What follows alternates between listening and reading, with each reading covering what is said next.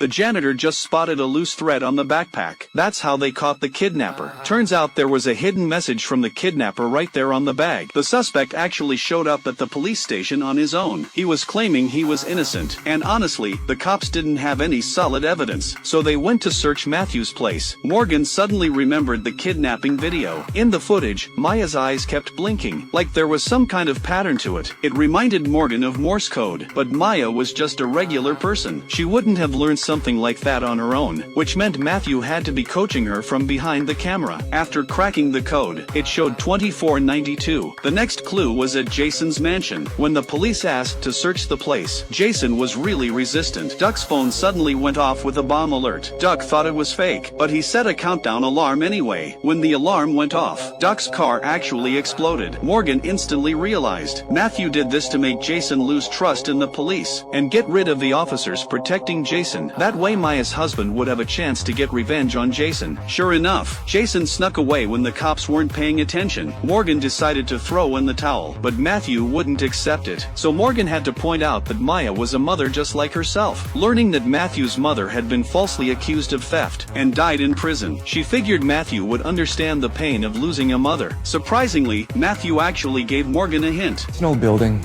The elevator's been acting up. You should probably play it safe. Take the stairs. When Morgan got to the third floor, she suddenly heard music coming from the hallway. It sounded exactly like the music from Maya's kidnapping video. Matthew ended the game early after all. Maya was successfully rescued. The hospital sent over Maya's medical report. There wasn't a single mark on her body, but the police had clearly found Maya's bloody clothes in the trunk. Because the blood didn't leave Maya's body within the last 48 hours. So Morgan went back to Matthew's house again. To make the police believe that Jason had killed Maya, Matthew needed Maya's actual blood, but he didn't want to hurt a mother. So Matthew became a volunteer at the blood donation center. His act of stealing Maya's blood was all caught on surveillance cameras. The police had enough evidence to prove Matthew was the kidnapper. After hearing this, Matthew walked straight to the balcony. Then he let go and jumped. But Morgan had already told the police to set up an air cushion below. It turned out, Morgan had noticed a painting of a tarsier in Matthew's room earlier. These animals are extremely sensitive. Once caged, they'll harm themselves. They'd rather die than give in. Morgan knew Matthew would rather die than end up in prison like his mother. That's why Morgan had predicted Matthew would jump.